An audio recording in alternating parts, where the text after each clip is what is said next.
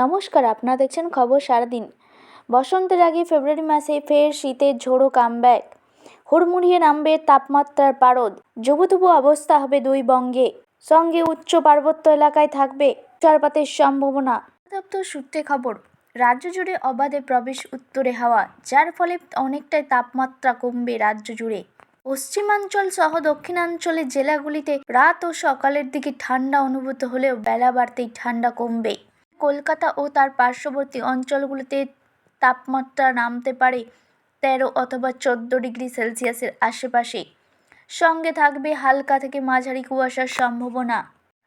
উত্তরে দার্জিলিং ও তার পার্শ্ববর্তী অঞ্চলগুলোতে ঠান্ডা অনুভূত হবে ভালো মতোই, তবে উত্তরে দার্জিলিংয়ের উঁচু পার্বত্য এলাকায় তুষারপাতের সম্ভাবনা রয়েছে। তবে পশ্চিমবঙ্গে আগামী কয়েকদিন শুষ্ক আবহাওয়া বজায় থাকবে সর্বত্র। সংক্রান্ত বিভিন্ন খবরাখবর পেতে আমাদের চ্যানেলটিকে অবশ্যই সাবস্ক্রাইব করবেন এবং খবরটি ভালো লাগলে একটি লাইক ও শেয়ার করে দেবেন। ধন্যবাদ।